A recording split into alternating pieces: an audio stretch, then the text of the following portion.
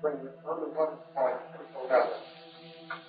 And I think because of popular misunderstanding, that you should consider the meaning of the word critical or criticism as used in this type of word.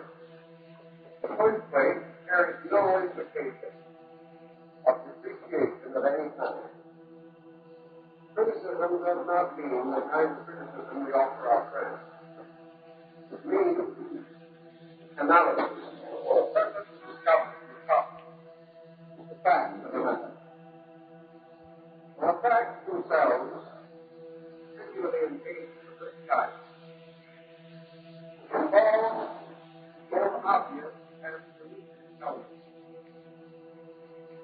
And we learn gradually through criticism that facts out of context may no longer be facts.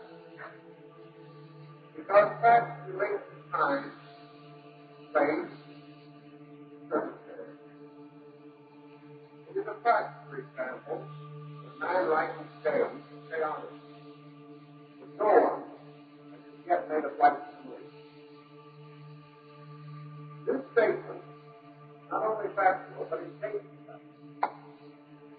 And if this article was read 500 years ago, and then in the meantime visited the people, we would know approximately the period in which the earlier writing was done. Thus, we have some facts certain implications and overtones which enable us to gauge, discover valuable correlation, research for the historical outline of any subject under consideration. The next thing that criticism deals with is the problem of idiom. An idiom is tremendously advisable in the study of language. We know, for example, that modern Greek is not the classical. We know also that there is a difference between high school Latin and ecclesiastical Latin. We know that the English of Chaucer is not the English of today. Idiom changes. An idiom is much more than mere spelling, pronunciation, or the structure of sentences. Idiom has to do with the actual, factual meaning of words. Now, for example, 50 years ago, when anyone refers to a hood, they meant a covering for the head. Today, they mean a covering for motor. It is a different meaning. Therefore, if we are not able to determine the relationship in time sequence, and do not know the idiom of the time, we are in a serious disadvantage. This is especially true on the philosophical and religious level, because those levels, more than any others, have been subjected to idiomatic change.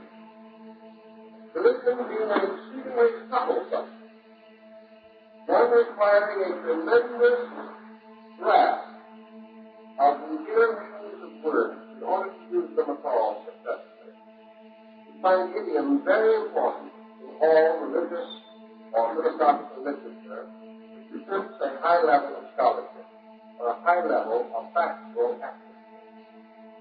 Thus, idiom has to be examined. The failure to consider it almost always mutilates meaning. Now, an interesting example of idiom, perhaps, lies in the choice and use of words and the meanings of them. It gives us another important feature. Very few persons know the meanings of words. And while we may say, without any question, that absolute meaning of words is perhaps unknown, what do we know? These words do have levels of meaning, levels of increasing accuracy, as they are exactly and properly used. And words can be very much more factual if they are understood. Thus, we know, for example, in the New Testament, have the story of the stoning of St. Stephen.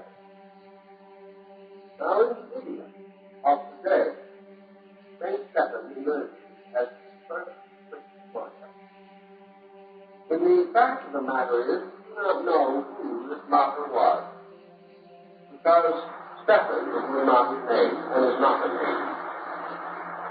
Stephen or Stephanos is a title given, or was given in the idiom of that time, to a man who had won the games, who had been awarded a wreath to wear upon his brow as a sign of victory. This was a Stephanos. And we have a reason to believe that the martyr's crown was derived from this term, and that Stephani is a term of title and not a person's name. We had the same trouble in the Old Testament with Melchizedek, because Melchizedek, actually in the idiom of that time, was not Zedek, which meant a priest of Zedek. It was not a man's name.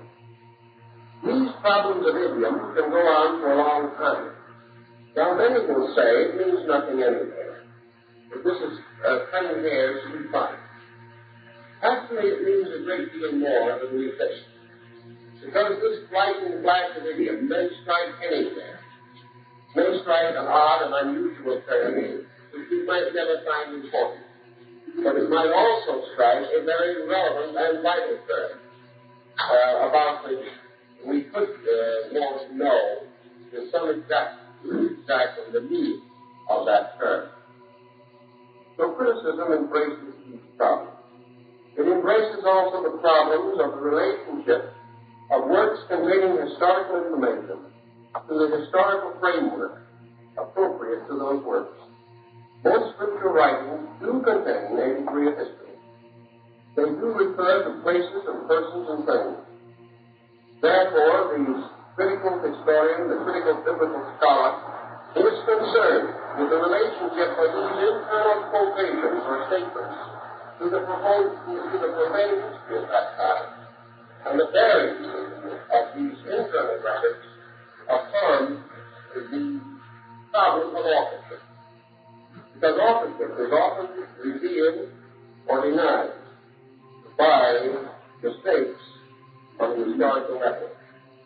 These mistakes must indicate lack of familiarity with the facts. Now, in the connection of the problem of the evening, in connection with the New Testament, there are certain things that we know and a great many things we do not know. Those things that we do know, in order to be advanced to that term which we call knowledge, or to a factual level, must have been discovered as a result of procedure in which adequate proof is not only available but refuted. A thing is not known because someone believes it to be true. A thing is not known because someone has affirmed it to be true. A thing to pass into the critical level of knowledge in biblical scholarship must be a matter upon which there is no reasonable doubt left. In other words, the testimonies of the interrelated witnesses have so strengthened a case by their mutual support that it is almost impossible to deny the fact without denying the validity of dozens, hundreds, or even thousands of reputable witnesses. It is therefore not a fact or a known thing until it has been subjected to very careful analysis and historical and bibliological research. So when we say some things are known, I will try to explain as we go along what I mean by the fact that they are known, rather than that they are thought or we hope for. And while we do accept without question that there is a tremendous lacuna in this entire subject, a great deal that is not known, still 600 million human beings read the Christian Bible. Among such a group, there are bound to be many who want to know what is knowable about the book to which they have given their allegiance. I'm not speaking now of its content from the standpoint of inspirational or revelational basis, but about the book itself. about the work that was done in the preparation of it, its history, its descent to us, and the positions and vicissitudes to which it is passed. Most persons interested in the book are also concerned with these facts, because they later realize that these facts have a strong bearing upon their faith, upon what they believe, and why they believe it.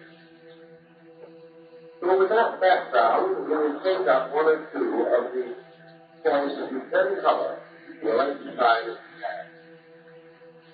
These New Testament writings are divided into three essential groups.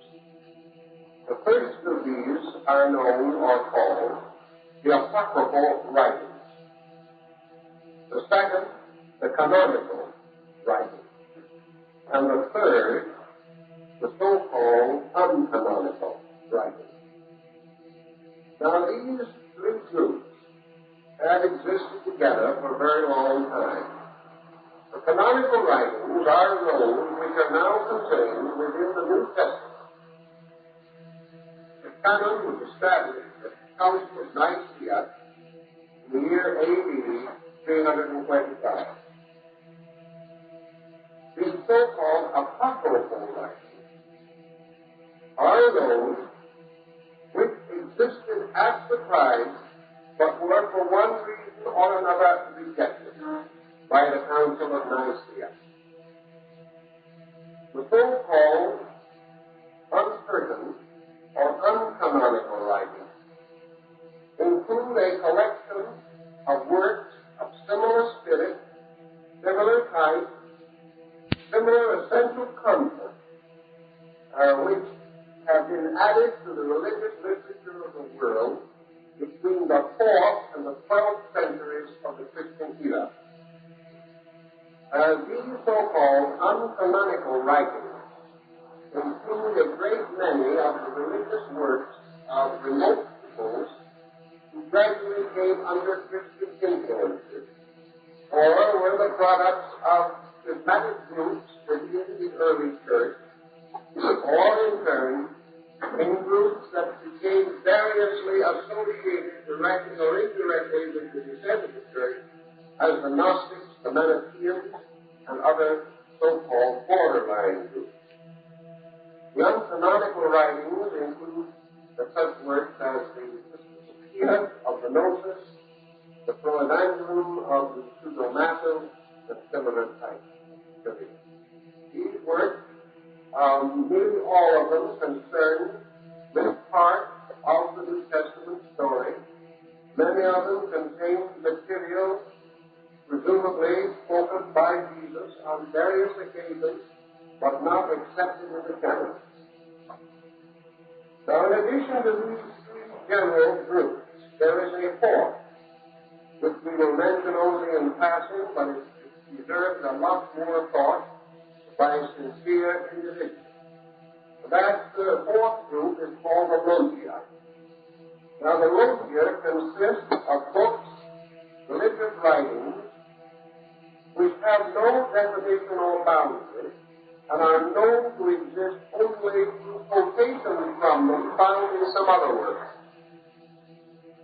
Now, in the Logia of the New Testament, if we take under consideration the Ante-Nicene Fathers, or those leaders of the religious descent of Christianity, who flourished between the 1st century A.D. and the Council of Nicaea, 325, we find approximately 30 or 40 books, presumably gospel, quoted and named by them, and not one of them known to exist. Therefore, the only evidence that we have of these books is in these quotations, which are found in the writings of others. In some instances, these writings can be fitted together to give us considerable outline of a lost or missing book.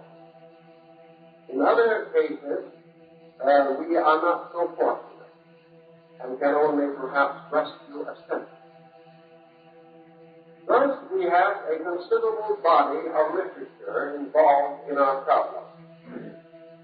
One point that is factually established is that the ante-Nicene Fathers, writing from the time of Paul to the Council of Nicaea in 325 A.D., do not mention by name any of the Gospels of the New Testament. Now this is very important. They wrote extensively. They were learned groups. They quoted from 20 or 30 books that are not known to exist, but they did not quote from the ones that did survive. And it's a perfectly simple matter to prove that, because the complete library of the ante-Nicene Fathers is available. Now this means one of two or three things, and causes the critical scholars of the subject to come to the conclusion that that class of works, which we call apocrypha, are older than the canon. In other words, books that were rejected were the ones that were quoted by the early fathers. We know also that at the Council of Nicaea, the rejected books were destroyed, which is probably one of the reasons why we do not have them available today. This statement is generally true, but there is an exception to it. Namely, that undoubtedly the Nicene Council was unable to control all existing manuscripts. Therefore, an Old Testament apocrypha and a New Testament apocrypha did survive. Even in the first edition of the King James Version of the Bible, the Old Testament apocrypha is included, although it has since been dropped. One of the famous books of this apocrypha, you all remember, is the Maccabees. The New Testament apocrypha was dropped in an earlier date, but some old Bibles do contain part of the apocryphal material. But we should remember that 3, 4, 5, or 6 apocryphal books have survived, but at least 40 are known to have existed. Therefore, apparently, the others either did not survive or have not yet come to light. Now, we have a very definite critical problem in the fact that the ante-Nicene Fathers used an entirely different background for quotational material from what we do. Why this was true, the demands required little thought. And it could be that this thought would be worthwhile. It would be meaningful. In order to understand this, then, let us go back and try to restore, at least in part, the situation as it existed in Christendom between the death of Peter and the Council of Nicaea. During this long period of time, we know as a definite fact that we must understand the condition of the world in those days. The condition of the world was so different from our own and so inconsistent with our general acceptance of things that unless we think, it is not likely that we should get upon the facts. In the first place, that part of the world, the mass matter of society, in those days, we remember, the world consisted of about 99% of slaves and 1% of free men. The percentage was somewhat larger of free men under the Roman Empire because it bestowed citizenship for a number of reasons and freed men for a number of reasons. But for the most part, the world of that time was not lettered. And I think we are in possession of sufficient proof to justify this statement. But before we go on to the proof, let us unfold the statement a little bit. Just as we learned before that copies of the Torah, or the Old Jewish Law, were very few prior to the time of Jeremiah, and that therefore the descent of the religious traditions was vulnerable of destruction. A few manuscripts would be destroyed, and an irreparable loss could result.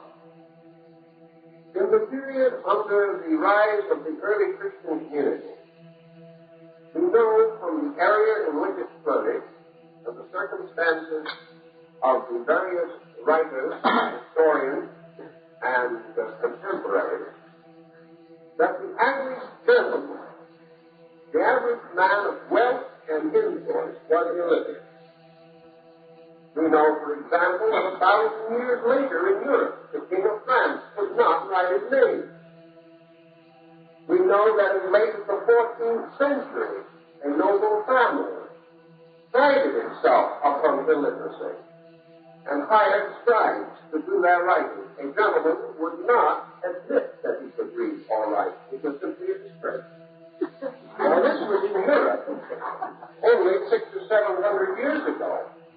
And it wasn't until Charlemagne, king of the Franks, set the style of literacy that there was any effort to create the great Carolingian system of monastery schools, which later developed into the colleges of today.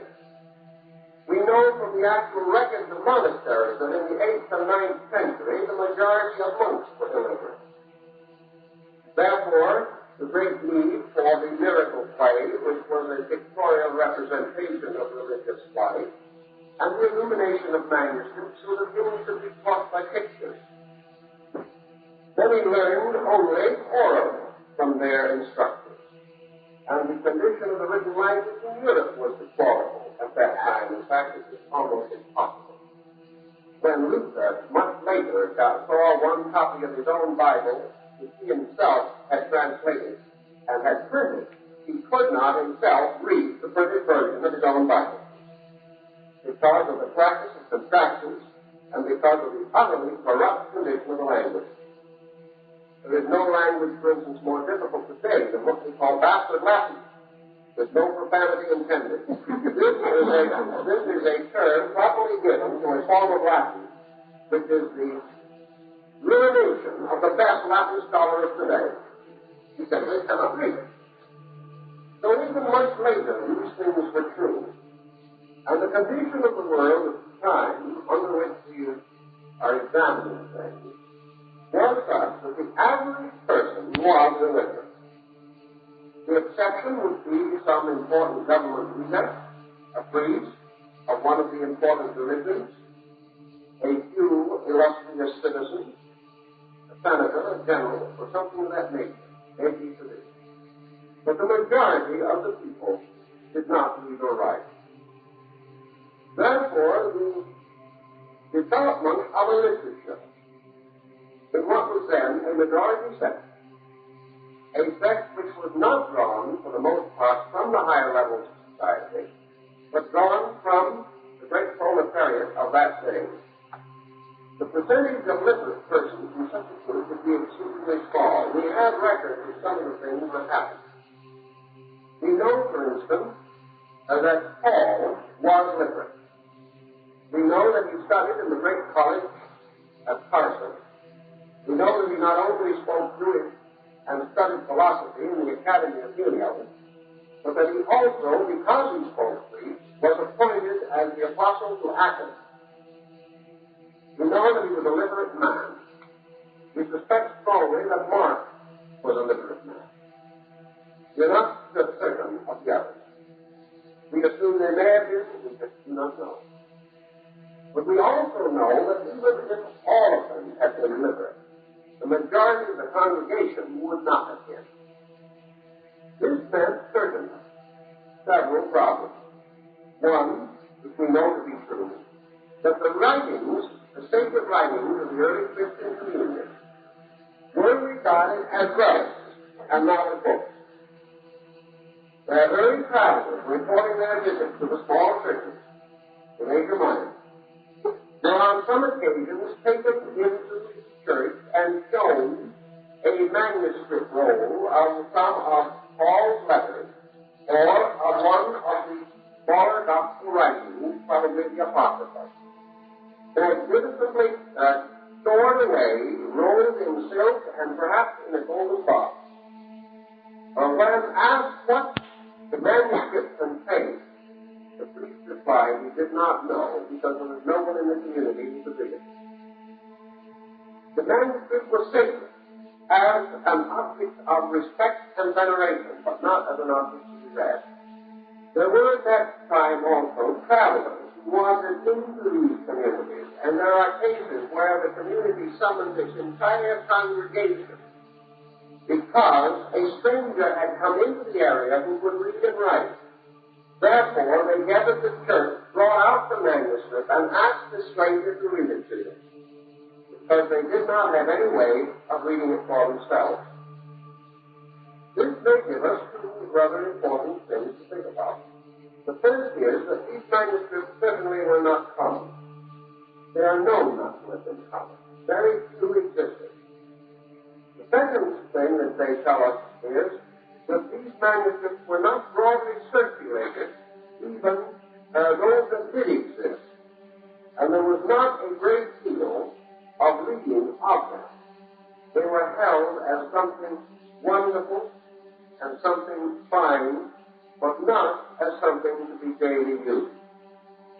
Again, we may understand why the beginning of the Christian Bible was in Athens, because it was after Paul had preached to the Athenians that for the first time the Christian doctrine reached a cultivated, literate people. And of course, as we know, all of the earliest manuscripts of the New Testament are in Greek. And therefore, that it was in Greek levels of scholarship, or among Grecian scholars, that all of the important early manuscripts were prepared. They were not prepared in the language of Syriac, although some even later Syriac manuscripts are known to exist. This lack of available manuscripts may well account for the fact that more have not been found. And if, as has been suggested, most of those who came to the Council of Nicaea brought these manuscripts with them, having been ordered to do so by Constantine and his secretary Eusebius. They brought their manuscripts to this great council, bringing the book or the scroll or the roll that had been so long in their altar, and praised it as a great and wonderful thing. After the canon was concluded, after the canonical books were decided upon, we know from the records of the council that the others were destroyed. And this probably explains why they could be destroyed, there not being many of them. And also why there were so few records of the biblical manuscripts prior to the Council of Nicaea. This perhaps is not exhaustive of the situation, but we do have some facts. We know, first of all, that the manuscripts did exist. We know, secondly, from contemporary authorities, that these manuscripts were not alike, but were much more numerous and different from any that we have today. We also know from contemporary authorities that very few copies of them were known. We know that the congregations could not read them. We know they were brought to the Council of Nicaea. We know that the canon was created, and we know that the others were burned. We know one other thing that gives considerable strength to our point, namely that out of the over 300 bishops and delegates who attended the Council of Nicaea, only Constantine and Eusebius could read and write. Particular point is made of that both in Roman history and in ecclesiastical history. Eusebius, who was the secretary and who kept the record, his own writings have survived, including the complete record of the Council of Nicaea. And Eusebius states without equivocation that he and the emperor were the only two persons present who could read and write. So that we see that the older doctrine, concept, and beliefs that these manuscripts were held primarily as relics is well justified when as late as 325 AD, the heads of the Western and Eastern churches together were illiterate.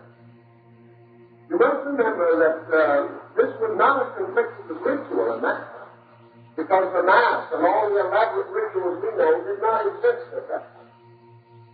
The original meetings of the churches were much more like what we would call a Quaker meeting today. They all gathered in worship. An elder or deacon led in prayer. They ordained their own priest. There was no central hierarchy. And those who were moved by the Spirit spoke. And when they had finished, they ceased speaking and sat down.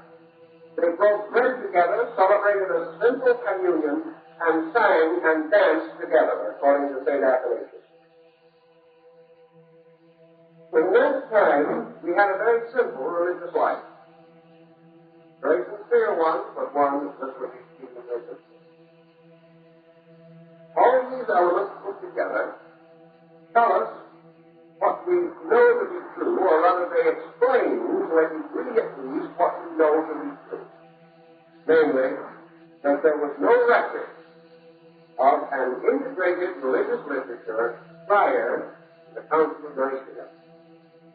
That about 325 AD, the rudiments and basic elements of what we call the New Testament came into existence. Prior to that time, a number of manuscripts, now called logia, or mentioned only in other languages, refer to a group of material known as the words of our Lord Jesus. This word does not survive to our knowledge, but it is used in capitalized and special form, indicating that it was the title of a work. Of the unknown writings, it is the most frequently referred to, and apparently there existed at some early time a more or less complete record of the words of Jesus. This is not, however, the same as we find in the Gospels, because when quoted, the quotations used are not even similar to those in the four Gospels. Therefore, it is a different work. It may have contained what is in the four Gospels, but it certainly contains certain other things also. Now, the history of the New Testament literature, as we know today, relates primarily to a series of sources which we can trace, with the exception of a few fragments of papyrus, so fragmentary that they are practically illegible, or perhaps contain only a verse or two, usually of the Pauline writings. There are no existing manuscripts known to exist of any New Testament work prior to the Nicene Council. After the Nicene Council, between the year 325 and 375, three great manuscripts came into existence. These are the manuscripts that are today the root and source of all our New Testament knowledge. One is the Sinaiticus, which was written in the middle of the 4th century, about 250. Another is the Vaticanus, written in the same century. And the third is the Alexandrinus, written in the next century, in the 5th century. Critical analysis of the Sinaiticus and the Vaticanus indicate that the same scribes worked on both of them. These manuscripts are therefore today regarded as the most valuable and most important of all the New Testament writings. For all practical purposes, they form the bedrock. There is no way of going back of them or going under them, other than what, as I've said, is the logia or the surviving apocrypha. With the exception of fragments, there is no other source or foundation that can go earlier that we know today. Others may exist, but they simply have never turned to light. And there is no authentic reference or record of any other great truth. These two contain both the Old and the New Testament. Neither is complete. But the Sinaiticus has almost all of its pages present. This was discovered in a monastery on the side of Mount Sinai by Dr. Enoch in the beginning of the last century. He was a Russian scholar who, having visited this monastery, observed one day a number of the monks taking out old gum to burn as waste paper and waste material. He went out and looked at some of the leaves, a few of which had already been burned. Recognizing the very early form of the Greek script, and realizing that undoubtedly these manuscripts were important, he begged the caretaker or the abbot of the monastery not to burn these manuscripts, but to permit him to take them. The abbot, realizing that something was unusual, did not wish to let go of the manuscripts, even though he would have previously been glad to burn them. However, Dr. Tikhonov made arrangements with the Tsar of Russia, within whose area this monastery was located, and in due course of time, the Patriarch of Constantinople made arrangements to have the manuscripts loaned to the Tsar of Russia. Dr. Tikhonov then made a facsimile reproduction under the patronage of Tsar Alexander, and the manuscript was preserved for the world. It remained in Russia until the time after World War I, with the rise of the communist regime, when it was sold to the British government for a very large sum of money and is now in the British Museum. This is probably the earliest manuscript of the New Testament. It dates approximately the same as the Vaticanus, but might be 5 or 10 years earlier. It is again a very critical point when manuscripts are that close together. But even then, there are peculiarities of style and idiom which can assist in the discovery of the exact date, or if not the exact date, the priority of one over the other. There is no question about the Alexandrinus. It is a little later, but it fortunately contains some parts that are missing in the other manuscripts. Altogether, the three ancient codices do not constitute the complete work. But of course it is possible to restore the Old Testament from the Septuagint version, which was done in the 3rd century B.C. So that little by little, what we call biblical criticism puts these together until finally we come as near as we can into possession of the full story contained therein. Now, the manuscript of the Codex Sinaiticus, which is the earliest, or at least if not the earliest, there's only a difference of a few years, gives us some information that is rather valuable for us to have. In the first place, in this manuscript, and in the Vaticanus, and in the Alexandrinus, no authorship is ascribed to any of the 4 Gospels. We do not have any examples of an authorship ascribed to the 4 Gospels until at least 500 years later. So that in those days, the 4 Gospels were anonymous. The next point that is of some interest to us is to consider that between these 2 great codices, the Sinaiticus and the Vaticanus, and the invention of printing and the publication of the Gutenberg Bible in 1445, we have a span of somewhat over 1,000 years. During that span of 1,000 years, we have factual knowledge of the existence of approximately 4,000 Bible manuscripts. Obviously, the further back you go, the fewer there are. But by the 6th or 7th centuries, there were a number. By the 10th century, there were hundreds and even coming into thousands. And by the 15th century, 4,000 manuscripts are known. Now, these These manuscripts, however, do not represent complete works. This group of 4,000 includes fragments. But each fragment is assumed to represent a manuscript. That is, if the fragment is obviously of a different period and a different type of workmanship or of a different religious background from the next one. In other words, where the writing is the same or where the structure and format is the same, they may be parts of one book. But we have reason to assume that we know of the existence of 4,000 different manuscripts. Of these, we do not know how many were complete Bibles, and how many may have been only single books of the Bible in their original written form. For example, we know there's a whole group of manuscripts that never contained anything but the Pauline epistles. We know also that the 4 Gospels were issued separately, and therefore a complete manuscript might contain only one of the Gospels. But 4,000 such manuscripts do exist. Now, the next point that is of importance to us is the critical comparison of manuscripts.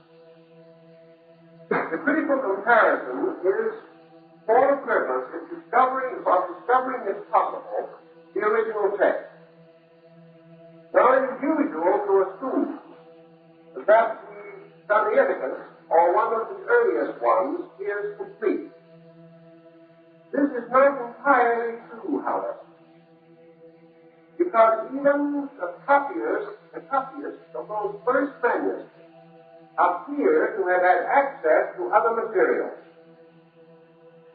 And we find in the descent of these manuscripts 2 lines of modification coming in.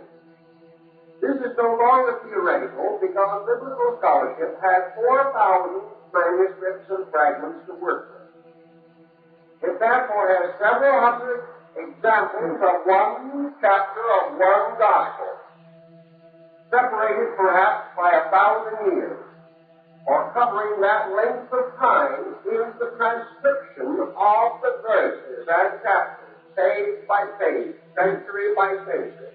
This work has been critically and accurately done. And we find 2 things. We find what are called accidental changes, or incidental variations. And we find what are termed intentional changes and intentional variations. Now, your intentional or your accidental changes and variations are due to several causes. We have to realize that the copiers in those days did not have comparative facilities. A man copying a manuscript could not check 5 or 10 or 20 manuscripts to determine the accuracy of the copy he was working with. He had the only one in the area. Therefore, he was unable to determine whether his copy, the one he was working from, represented a very accurate copy or not a very accurate copy. He had no way of knowing the skill of the original copyist. And it was quite possible that a copyist, working many long hours, could do the same thing we do. Even in typing today, you could leave a line out. And if somebody left a line out in the 5th century, the copyist in the 6th century did the same thing. The one in the 2nd century did the same thing.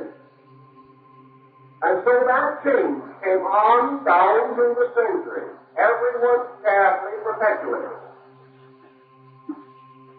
Now we find, for instance, in the Codex Sinaiticus, that the scribe occasionally annotated the margins of his manuscripts.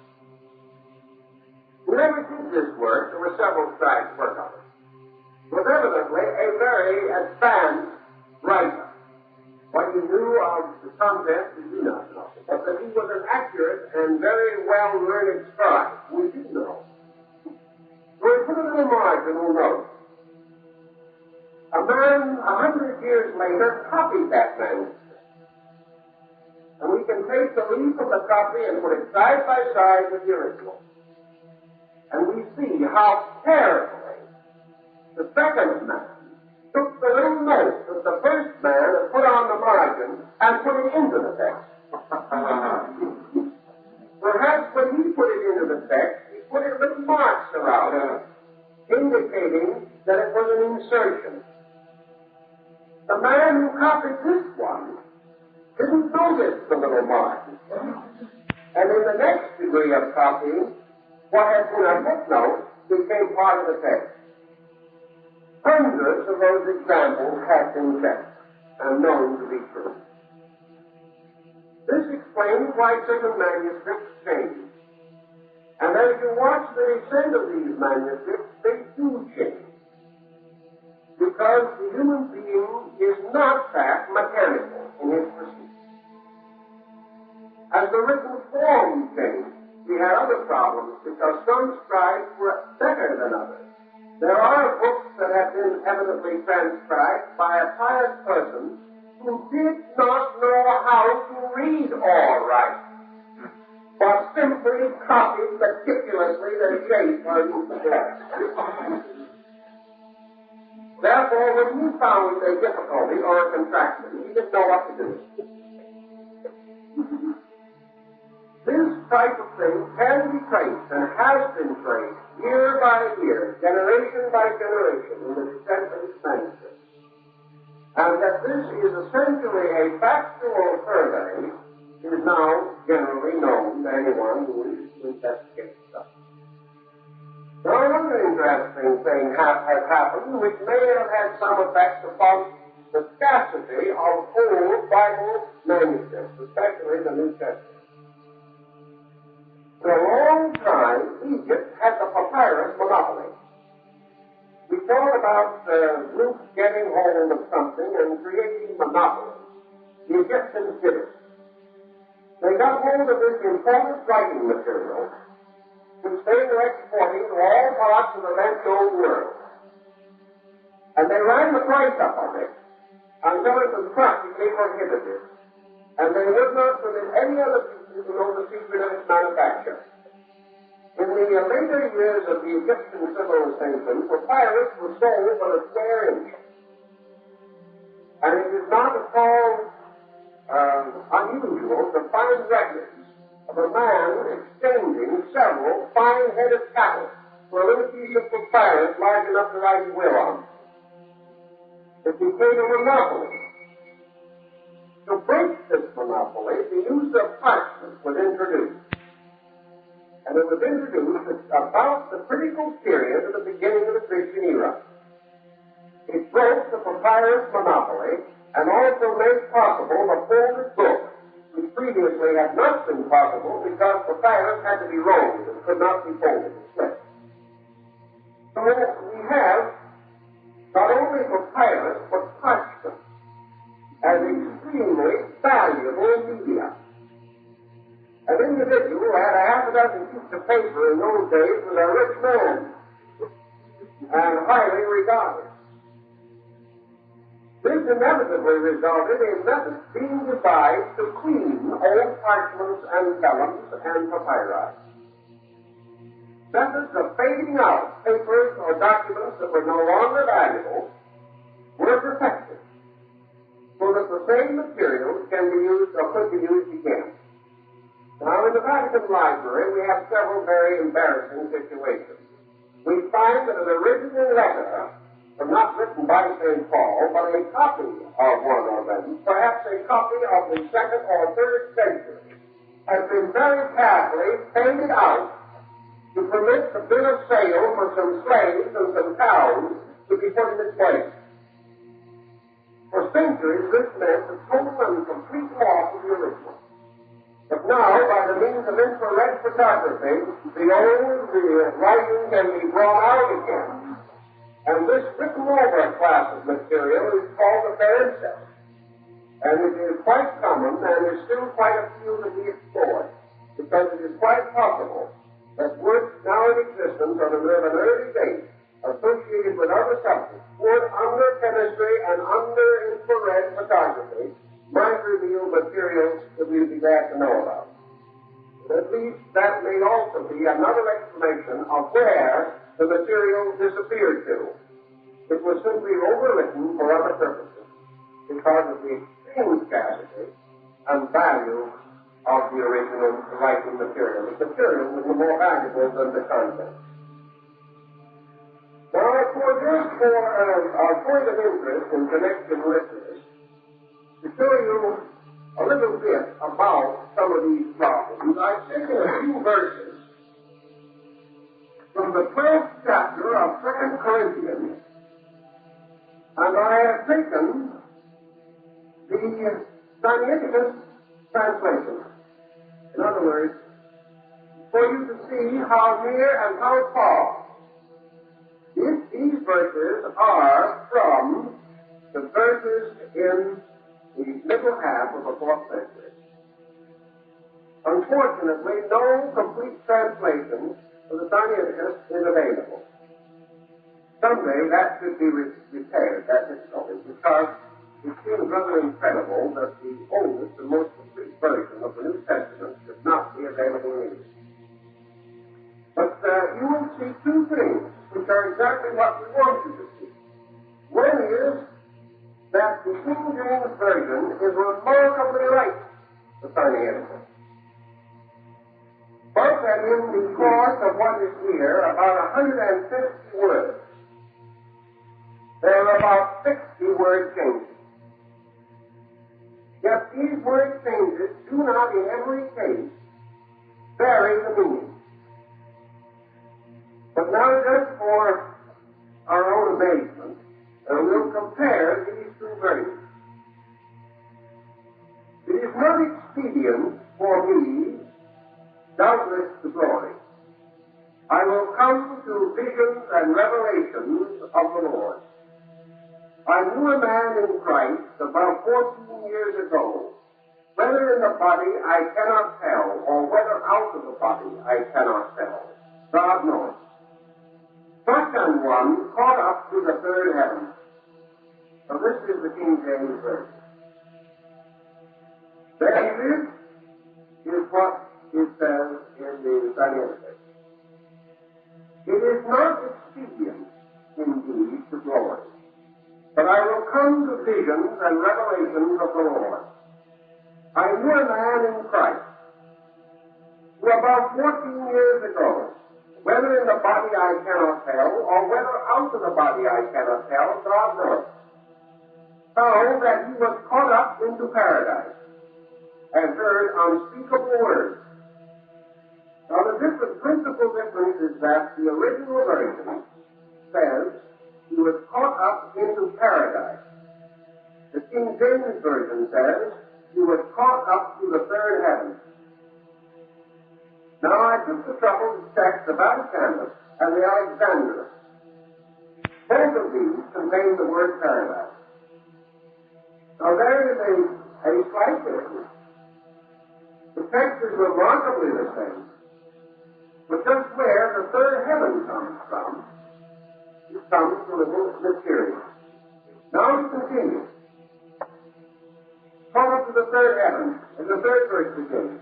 I knew such a man, whether in the body or out of the body, I cannot tell, God knows. Now this is a repetition. Verse 3 is a repetition of part of verse 2. Verse 3 is not in the Sinaiticus. Verse 4. How that he was caught up into paradise and heard unmistakable words which it is not lawful for a man to utter. How, Sinaiticus, how that he was caught up into paradise and heard unspeakable words which it is not lawful for a man to utter. Now the principal difference in our point here is that in this case, the Bible, the King James Version, introduces the word paradise as the thing he was caught up into, after having used the third heaven in the previous verse. In the Sinaiticus, both of these terms are represented with the same Greek word. In the King James Version, The word which in Greek, incidentally, is paradisio, or the use of it. It has become a third heaven in one place and a paradise in another. But there is no change in the response. Then we go on in the King James. Of such an one will I glory, yet of myself I will not glory, but in mine infirmities. An answer. Of such a one I will glory, yet of myself I will not glory, but in mine infirmities. Here for 1,600 years there's been no change at all. Then the next, in the King James. For though I would desire to glory, I shall not be a fool, for I will say the truth. But now I forbear, lest any man should think of me above that which he seeth me to be, or what he heareth of me. Now in this one there is quite a little difference. But now I forbear, even the abundance of the revelation. The word revelation does not occur in the King James Version. The word revelation is represented in the King James for the word truth. Lest any man should think of me above that which he seeth me to be, or that he heareth of me. Now, that is similar, but not by any means identical. Then the King James. Unless I should be exalted above measure through the abundance of the revelation, there was given to me a thorn in the flesh, the messenger of Satan, to buffet me, lest I should be exalted above measure. That is all covered by this in the Sinaiticus. For lest I should be exalted above measure, there was given to me a thorn in the flesh, the messenger of Satan to buffet me. Lest I should be exalted above measure does not appear in here. It appears twice in the same verse in the King James. It appears in neither place in the Sinaiticus. Now this is only a fragment, not selected for the purpose of pointing up controversy, but to show merely what happened in the course of about, you'll say, 1,200 years. In other words, the word changes. These changes also have another important implication which will now bring to your attention. The so-called Gospels that we call them back today, the books attributed to the four evangelists, Matthew, Mark, Luke, and John. From a critical standpoint of internal structure, tell us some things, but they also leave us a number of questions. And in the searching for the questions, we come to a conclusion that must be given some consideration. Remember, we have no history of these books whatsoever prior to their inclusion in the Sinaitic Codex after the Council of Nicaea. Therefore, we have 300 years of darkness, even at the very beginning of the Christian era. During these 300 years, we observe the Gospels according to Matthew, Mark, Luke, and John, as we call them today. And we observe that they have passed through certain differences. These differences point out one of two things. First, according to our popular canon, or belief, these four works were all written by apostles or disciples of Jesus. Therefore, that these books should not agree on many very definite objective points leads to a certain amount of concern. Why do they not agree? We have from the study of the Bible manuscripts and from the existing fragments come gradually to the realization that probably originally the most complete and the most consistent in its internal structure of the four Gospels is the Book of Mark. Now, Mark has passed through two definite periods. We know this from early quotations from Mark. There's what is called the early Mark and the late Mark. By early and late, I mean still a situation that was concluded to be finished before the 5th century. But there were two versions of Mark. The shorter version probably belongs to one group and the longer version to another. Here is how the situation appears. Apparently, there was originally one book of the four Gospels. We have been trying to put the books together for the best part of 20 centuries. And what actually seems to have occurred is that the book was taken apart in the first place. Now, this was not done by any malice or any evil intent. But it is very possible that we are dealing with the logia, or the mysterious book of the words of Jesus Christ. This book, which will only exist, mentioned, but mentioned many times by reputable writers, by saints and scholars and priests of the ante-Nicene period. But this book may have had a kind of general circulation, and it was sent at various times to certain centers of the Christian communion in Asia Minor and North Africa. Here it remains. Perhaps it was turned in at the time of the Nicene Council and destroyed. If so, a few persons remembered it,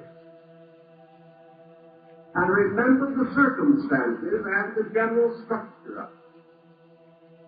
And what appears to be the books of Matthew, Mark, and Luke, and perhaps even John, are one book that had been placed in four widely different localities and left there for several hundred years. From what we can learn, Mark went to the book of Mark, not the apostles. Mark, the book of Mark, went to Rome. And the entire development of the gospel according to Mark developed in Rome. The book of Matthew went to Antioch and belonged to one of the 7 churches which are in Asia. The book of John is the same book that went to Ephesus and remained there for several centuries. In the course of these several centuries, there were important schismatic divisions within the church. The Eastern Church broke away. It is possible that the manuscripts were lost or destroyed at the Nicene Council. And then the various people went home, and in the course of time, from memory or from whatever sources were available, perhaps other manuscripts, they recopied these works, each time making certain variations due to and perfectly consistent with the troubles they were having on the political level, that is, religious politics. Well, these churches were divided from each other on certain doctrines. For example, the Church of Ephesus was the great mystic church of early Christians. The reason being that Ephesus was a melting pot, the converging of all the caravan routes. And Ephesus has been said to be very much like the cauldron of the witches' stew of Macbeth. Everything got there, mingled and boiled and fumed together. Ephesus was a great center of transcendentalism. It was the center of the worship of the great goddess Diana, mother of mysteries. It was the crossroads of the east and west. It was the caravan route which brought news from Egypt, Chaldea, Babylon, Persia, and other distant places. And out of the Church of Ephesus, there seems to have come what are called the Johnite writings, which are the Gospel according to St. John and the Apocalypse or the Revelation of St. John. Every element and ingredient of which was available in Ephesus. Now the Roman work, which was very essentially and definitely the work, the Gospel of Mark, remained stamped throughout its construction with the peculiar historical accuracy, the details, the familiarity with such knowledge as would be essential to a country that was colonizing and had colonized Syria. The Gospel of Mark carries the orderly development almost of Roman law. Matthew has the contact apparently with Antioch and its very reactionary attitude toward Rome and toward the rise of this new sect among the Syrian people. It is therefore from the available manuscript descent rather possible, we don't say anything dogmatic about it, but rather possible that we are dealing obviously with the descent of one word through several centuries. We have many parallel examples to show that this situation could be the explanation. Because in the interval, for instance, between the 4th and the 7th centuries in Europe, the manuscript of the New Testament found in the Sinaiticus and the Vaticanus went through equally important modifications.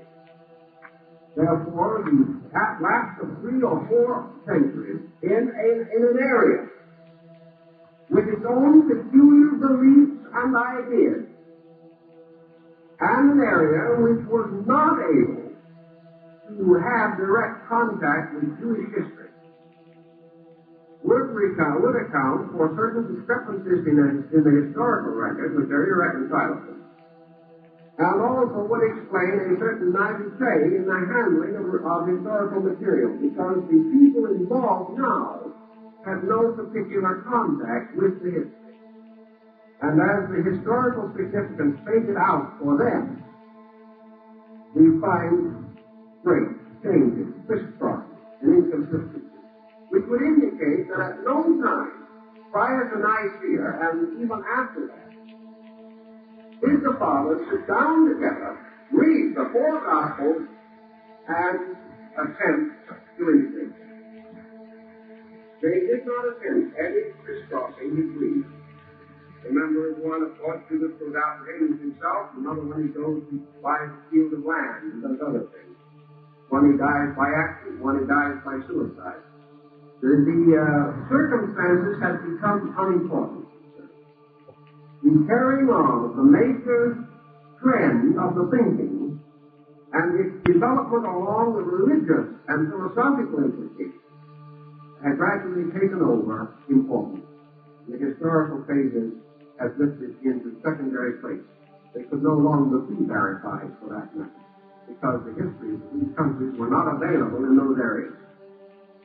So we have what appears from careful study to be the breaking up of one story, or rather not exactly breaking up, but the same story being placed in 4 different localities and then allowed to develop there. But probably one of the most excellent examples of this is the carrying of this story to Ethiopia.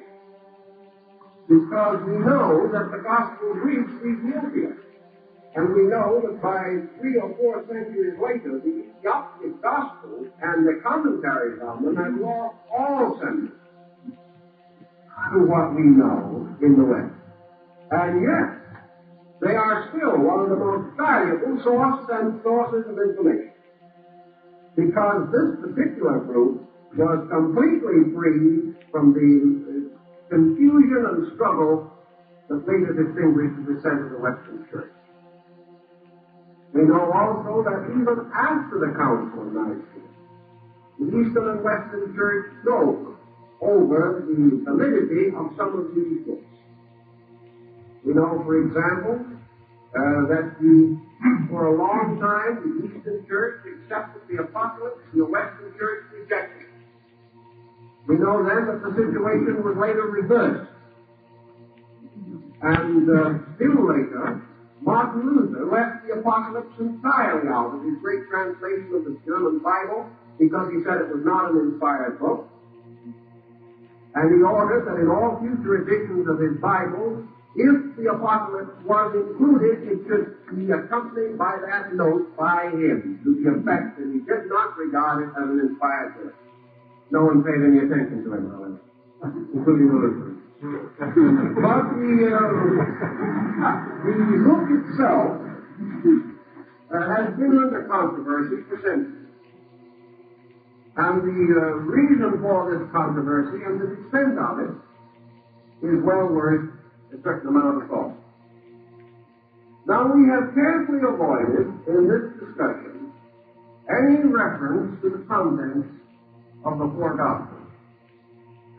The general outline of the content is so well known to all of us that it would be redundancy to tell the story again.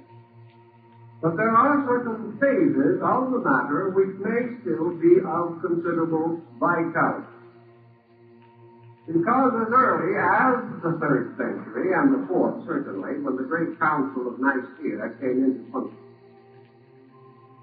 the problem of the gradual transformation of this structural book into the basis of a canonical literature was going on.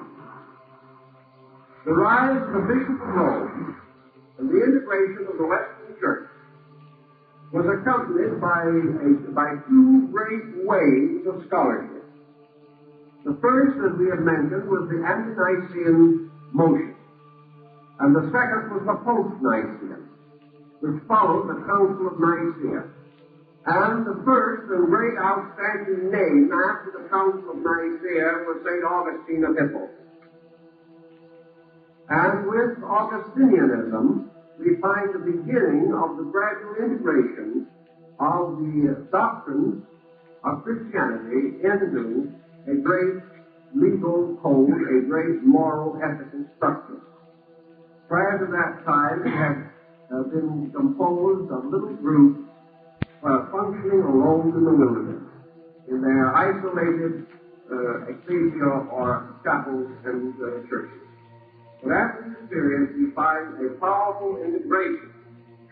And this powerful integration immediately results in what might be termed the great cycle of interpretation. Now, interpretation had its effect upon the descent of the biblical text, because interpretation became a matter strongly emphasizing the choice of words. Now, the original idea was not to choose words. Actually, the choice of the word was dependent upon the meaning of the term. But in the most ancient languages, including Greek and Hebrew, words have more than one meaning. And the problem of interpretation can affect translation and can affect it strongly. For instance, 5 Greek scholars belonging to 5 different Christian sects, confronted with a certain statement in the Bible, can honestly and sincerely come up with 5 different translations, because the words themselves permit it. And the interpretation is perfectly legitimate, but it is difficult to determine sometimes which of these reasonable translations is the correct one. This led to certain revisions in translation. Now we know that the New Testament began, perhaps, in Syriac, or at least parts of it, but we haven't had. Nor do we actually know with certainty very much except fragments, some few ancient fragments left, but we don't have anything of a consecutive nature. So that actually our New Testament begins in Greek. We do not know at this time how to evaluate that Greek. We do not know how close it was to the unknown original, because that unknown original has not survived. Therefore, we must accept the Greek. We can do nothing else. We know no other approach to it. We can go no further, unless the gods are gracious enough to bestow further manuscript discoveries. We cannot edit the Greek. beyond this point. We do know, however, that in the 2nd century, the Greek began to move into the Latin. And that in the first 150 years, approximately, it was all Greek. There was no other available form. Then, in the middle of the 2nd century, or near the end of it, Latin began to be important. The Greek language began to fail as a common language of civilized people. And the Latin form took its place. Now here we had a great motion of translation. A translation motion that is some way reflected into the Greek manuscripts that we have, because the ones we have are later than this. We do not know whether the Sinaiticus and the Vaticanus are directly from the Greek, or whether they are retranslations from the Latin back into the Greek. Because between the actual period of the Gospel and the first manuscript that we have, there was this complete turnover in language. But this turnover, this turnabout from one language to another, should have affected the church in Rome, is certain. Because in Rome, up to about the middle of the 2nd century, Greek was still the language of scholarship. After that, Latin took over. There must have been a transition in the New Testament writings from Greek to Latin. No Latin versions of this period have survived. Therefore, we can wonder whether the Greek versions of the 4th century are from the Syriac, from the Amharic, from the Latin, or from the Greek itself. This we do not know. There is no indication whatever that will tell us. We do know, however, that from the 4th century Greek translation, Latin versions were almost immediately made, and gradually versions into practically every other language of Europe.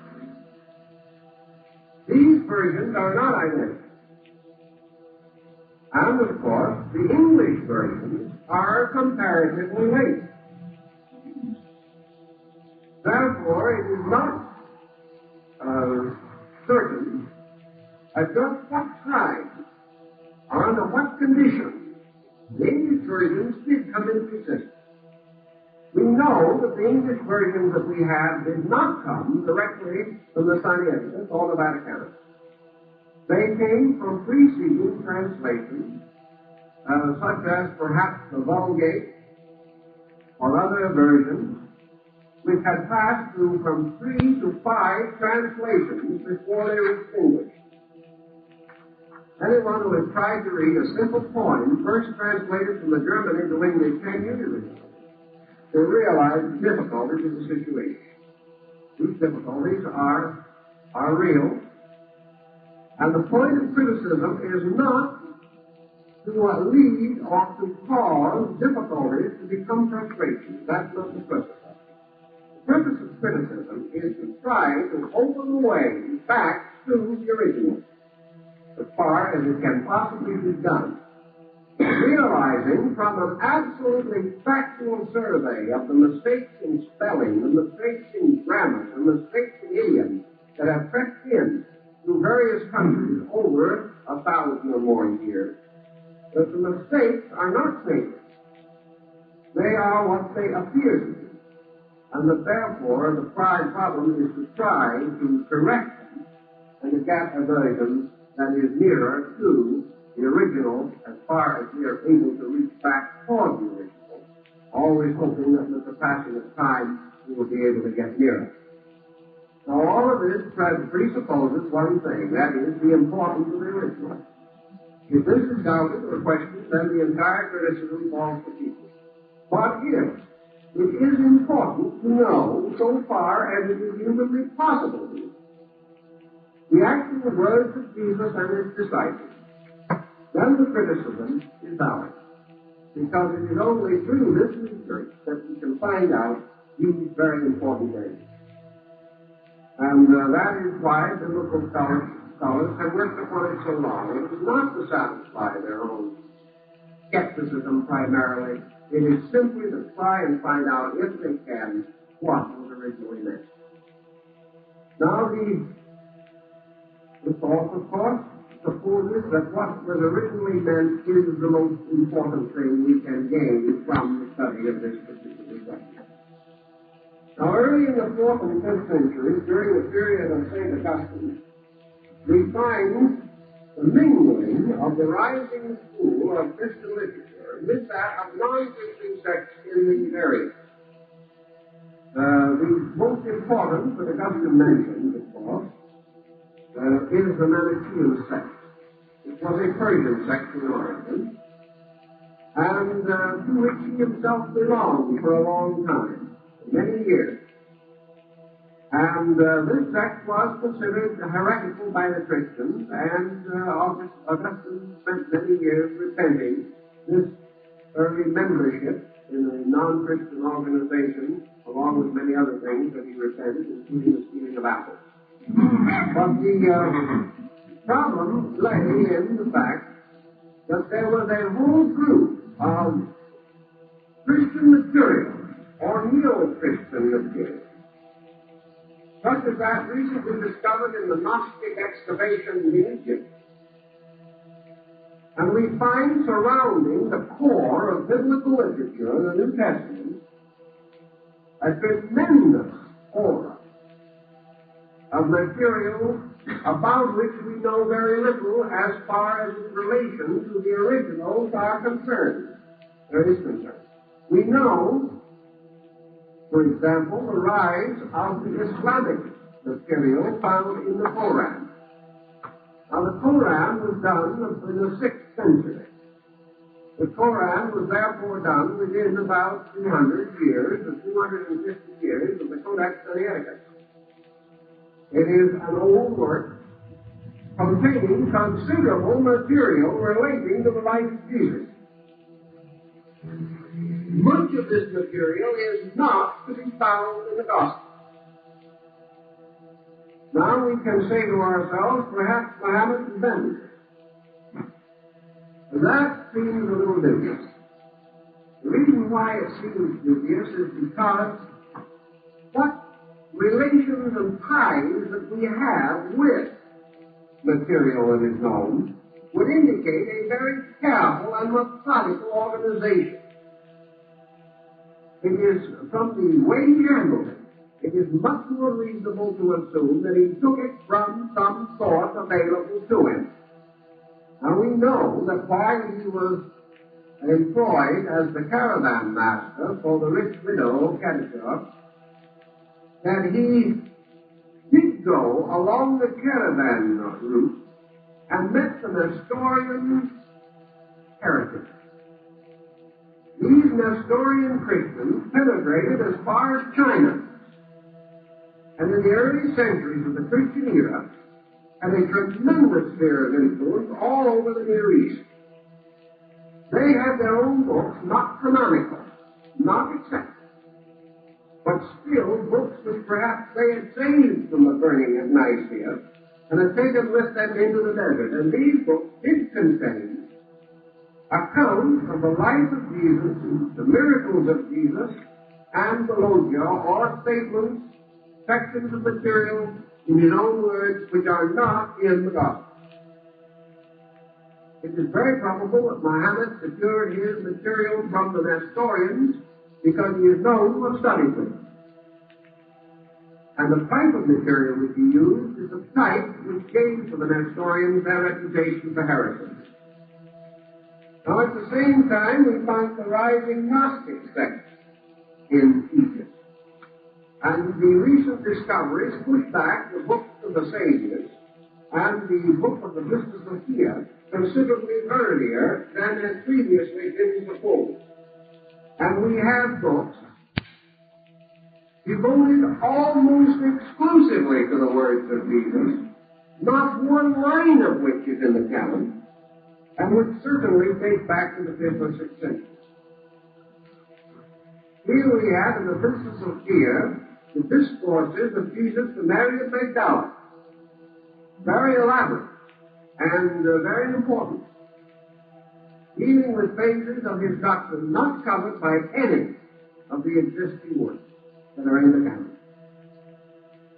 So these manuscripts were undoubtedly treasured by borderline groups, and the location of the manuscripts may associate them with what are called the Therapeutae. And the Therapeutae were a Jewish sect that flourished in Upper Egypt and had their temples there, about fighting. This Jewish sect apparently included a comparison of Christian and Jewish mysticism and was interested in the Gnosis. And in the Gnostic writings relating to Jesus, we find a great many interesting things. One of the logia, for example, is that which refers to Jesus and the dead dog, pointing the dog to his disciples, who have made unpleasant remarks about it and saying, pearls are not like a little sheep. There are many, many such. And these are all found in related books. So we have a wide aura of religious books relating to Christianity, extending from the 4th to the 9th or 10th centuries and out into most distant and unusual areas. No effort has in general been made to gather these together and examine their common contents. There has been as yet no breaking down of the barriers between the canonical and the uncanonical books, as they are called. But Bible criticism moves past this barrier immediately and begins to examine any and all related material, anything that has the stamp of a genuine contemporary period or the internal evidence of a high degree of personal illumination or sanctity, so that the content spreads out over a much wider field than it did a few years ago. Now, the development of the interpretive mind in the church and in the various groups has led gradually to another important situation, and that is the ante-Nicene fathers were what were called the apologists of the church. At that time, the church was not strong. It was fighting for its survival. And in order to achieve whatever security it could, it was forced to rationalize its way along through the difficult and involved political and religious system of the time. A very good example of the ante-Nicene father is Clement of Alexandria. And Clement of Alexandria spent a large part of his work against heresy, as it is called, explaining and crisscrossing between the existing non-Christian systems and the early Christian faith. He says in one place, if we teach the death and resurrection of our Savior, he's addressing the Egyptians or the Romans, if we teach the death and resurrection of our Savior, we teach no more than you have taught, who have taught the death and resurrection of your Savior. This was the spirit of the ante-Nicene apology. They were bridging across. They were trying to prevent an open break. And more than that, they were working from the fact that in those days, practically every Christian in the congregation had been born a pagan. There were very few second-generation Christians at that time. Most of them were converts. Most of them had come from other beliefs. And the ante-Nicene fathers were bridging as much as they could between the different systems so as to make the motion across as simple and as easy a transition in religion as possible. After the conversion of Constantine and the creation of the Holy Roman Empire, the post-Nicene fathers took a much more positive attitude and split completely with all non-Christians. But because the ante-Nicene period terminated at the Council of Nicaea. And because all of the books that we have date from immediately after that period, within 50 years, there are groups of Bible scholars who believe firmly that among the various religious writings are a number, perhaps either canonical or uncanonical, in which the analogies between systems have been stressed, and that therefore in certain translations and versions that there have been certain parallels drawn for some reason. And this gives an entirely different field of research, and one which can and does become almost immediately highly controversial. And because of that factor, we're not going to attempt to go into it more than to point out what we mean. And each student is then entitled to develop his own concepts of how this controversy should be treated. The controversy springs from, perhaps, the opening section of John. In the beginning was the Word, or in the beginning was the Logos. Now, in the opening chapter of John, we find something that is quite difficult. There is a legend, and we say this because a legend must definitely be subtracted or divided from any factual statement, and the student is entitled to know the status of each. There is a legend, no more, one on which there has been considerable research, that the opening chapters of John were written much earlier than the rest of the gospel material, and perhaps before the beginning of the Christian era. The reason for that is that certain sections of it are to be found in material dating in the 3rd century BC. But again, it is legendary, so we do not express it as more than that fact. A work attributed to a pre-Christian writer, Serinthus, is supposed to have been incorporated into the opening chapter of John. Because it is entirely unique among the gospel narratives and in a completely different template from the rest, that it may have had a separate or different origin is possible. We know, for instance, that at least three writers worked on Matthew, and not less than 3 on Mark, and that these 3 writers lived at least over a period of 400 years. They were not all at the same time. But the contributions that each made was a matter for technical research. It can be distinguished. This matter of interpretation becomes very, very important. And there is a question that arises that has to be solved in some way. How it is solved is very largely a matter of the personal beliefs and the personal convictions of the individual. One group will solve it very simply by taking the attitude that with God all things are possible. Therefore, that there is no problem.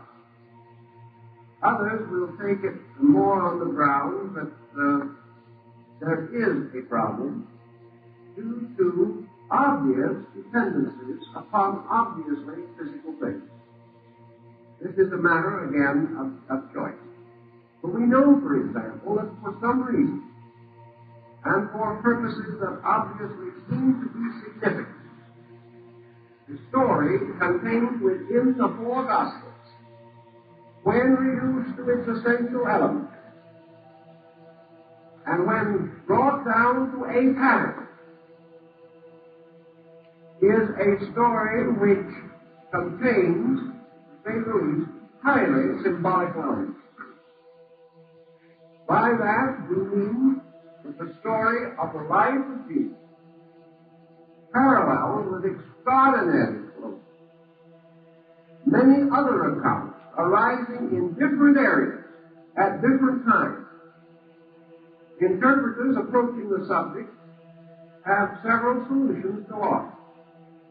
One is that by the very circumstances of the revelation itself, it was spiritually predestined and foreordained that this story should tell certain other precedents.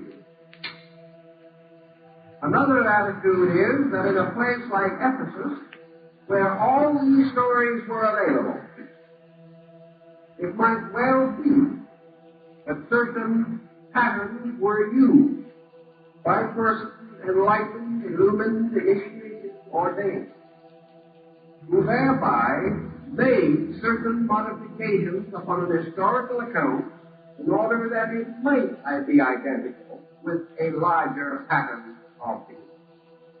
As an example, and we will just leave it exactly as it is, as an example, we will take the possible indebtedness of the story to something derived from Egypt. In Egypt, although we do not hear much about it in these days, in the early period, the time even before, in the period from about 1500 BC to about 400 or 500 BC, there was a deity comparatively prominent whose name was Nessie.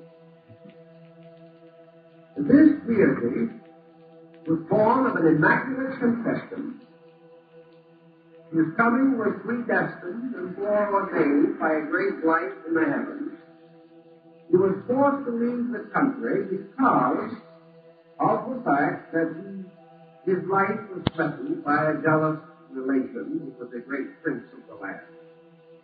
He traveled into a distant country, came back to his own country when he was a small boy, appeared in the temple, and confounded the elders. His first miracle in Egypt, from the manuscript dated 1000 BC, his first miracle was the changing of water into wine. He healed, he taught, he had disciples, he went through various experiences, he celebrated the Eucharist, he had his Sermon on the Mount, he was executed, buried, raised from the dead, and sat in heaven beside his Father. This record was complete at least 1,000 years BC. Now, this has caused the symbolic in the critical problem of religion a certain amount of rather reasonable concern. The Dionysiac cycle has also caused some concern. The tremendous section from the Apocryphal, which is almost verbatim from the Book of Enoch, has caused them some consideration. The Last Judgment has caused them a little thought, and many, many other sections, because of the almost identical parallel. And when the Pope said in the 5th century, the 25th day of December is not so sacred for the birth of Jesus Christ as for the birthday of the celestial Son, this caused consideration. And it has been one school of interpretation from the beginning that has come to the conclusion that at some time historical events were moved sufficient around a situation itself with very dim historical boundaries to make it confirm or make it agree with the doctrine of the Lord, the doctrine which we find universal at that time. The second group says no, that all other and preceding stories were but foreshadowings and anticipations of this event, that they were symbolical and that this event was real. Now that is one school of thought. These different schools then pass into what might be termed critical Bible study. And today, in the majority of theological seminaries where critical Bible study is carried on, the would-be clergyman is being taught the principles of from 10 to 15 different religions, because it is beginning to be obvious that they are more or less essential to the critical study of Christianity itself. And that this concept of a complete isolation of faith cannot be sustained by serious scholarship. If, therefore, through criticism of text and study, we at least come to the realization of a certain broadness, a certain fullness of religious background by which peoples of various faiths can intelligently, consistently, and righteously study the religions of other peoples, he will be much nearer to the solution of our basic theological difficulties. And one of the great causes for the corruption of texts during these dark ages was the fact that nobody knew enough about anything to correct or clarify the situation. All of these points become part of a legitimate study of biblical symbolism and philosophy. Now, I'd like to pause for a few moments to say something on the subject of one Bible that is of great interest to us, and that is the authorized version of the great King James of 1611. This Bible is the result of a very serious difficulty that arose in England, in which two important Christian denominations locked horns over the Bible.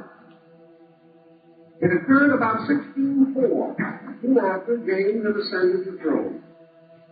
And in order to meet or arbitrate the difficulties of these two groups, both of whom petitioned, King James made the statement that he had always personally felt the insufficiency of the then available translations of the Bible.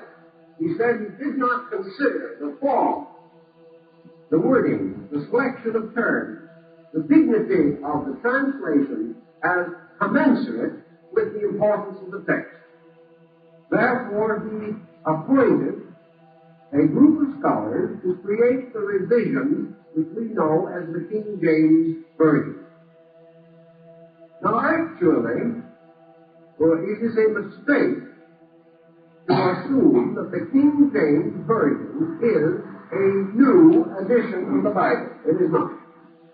The King James Bible is a revision of the Bishop's Bible, the one which immediately preceded it. And in probably half of the text, there is not a word changed between the Bishop's Bible of 1580 and the King James of 1611. There have been a few modifications and changes. But King James himself put such a limitation on the procedure that there was very little that could be done. He forbade any variation from the Bishop's Bible unless it was absolutely necessary. But in matters of that nature, what is absolutely necessary? He forbade any change in the spellings of proper names. He forbade any eliminations of words. No word could be left out within the other. And he also forbade any new word to be added. And that is where he got through with it. Practically permitted only a little juggling this way and that. There was a little polishing, and one or two audacious scholars did change the word. But it is almost a completely identical revision only, editing revision of the Bishop's Bible, which in turn was based upon the famous Preacher's Bible, of which incidentally trailed on into the Bishop's Bible and is notable for the famous verse in Genesis in which instead of Adam and Eve making girdles of fig leaves, in that version they made breeches of fig leaves. This is the origin of the Preacher's Bible. In about 1870, the first great effort was made to revise the Bible. Perhaps it was an audacious move, because to the average person, the Bible is or was written in English by God, just the way he happened. My old aunt used to say, without a jot or tittle being out of place. One small boy in Sunday school said that the Bible was written by St. James of England in 1611. One of the ways people feel about it. But anyway, an effort was made to completely bring it back to the oldest and best manuscripts with the most direct and simple translation in the idiom of the time. That is, in the idiom of the period in which the book was first known to have existed. In doing so, the Old Testament was considerably changed. Job and several other works were put back into verse, which is the way they were originally written. Many changes were made. The chapter divisions were changed, because in all the early versions, the chapter divisions are different from what we have now. All important interpolations after the 5th or 6th century were noted and bracketed so that the individual could tell what had been added after the basic manuscript. And many efforts were made to bring it into a complete integration. One effort also included the effort to put together again the 4 Gospels and make the one story as nearly as it could possibly be restored according to Jerusalem. Of course, the move received no support whatever, because the situation has become so associated with the public mind that this kind of procedure is comparatively worthless from the public standpoint. They're not interested. The wording, the old form, has become so near and dear to their hearts that they are not interested in any further variations of it. Therefore, all such work belongs definitely on the level of biblical criticism. It belongs among those who are studying these things in the original languages or are re-editing and revising them for serious research. But that there is a tremendous field of research here, and that it is important to a world in which there are 600 million Christians who are concerned about their own book and who want to understand more, not only of its contents, but how it came into being. Because most people are interested. We are interested in the families of our friends. We're interested in their backgrounds. We're interested in the physical association, I guess, of persons and things in which we have a deep attachment. And it is inevitable that a Christian world should want to understand its book, to want to know its content and its source, and if possible, restore any errors, mistakes, or deletions that may have come in. And that is what this practice of criticism is for, and it also hopes to give a certain general overtone of a larger and more generous and understanding approach to the subject, and perhaps, as biblical criticism today points, less emphasis upon details and more upon the large ethical and spiritual motions of the content. Because for centuries, detail has divided people. And biblical criticism today is away from detail by eliminating as secondary those things which are not held in common and emphasizing those things which are held in. And out of this criticism comes greater tendency to think in the terms of the Sermon on the Mount than to think in the terms of the genealogies. Both may have their place, but for the average person, it is the great ethical and moral structure, the spiritual dynamic, that is of greater importance than the historical background. The historical background may help us to clear certain ambiguous and confusing characters. And we know we have 500 sects of Christendom today, and probably 400 of those sects only exist because of confusing translations of the Scripture, in which the individual cannot be sure of the original meaning. And therefore, he has gradually, over a period of time, built up a tremendous divisional emphasis. Because where we know the facts, there is very little difference in opinion. But where the facts are not known, opinion dominates. So the correction of certain faults might have a tremendous power in bringing Christendom back together, as today the Christian is trying to put together this book to reveal as clearly and simply and directly as we can the tremendous dynamic of the subject.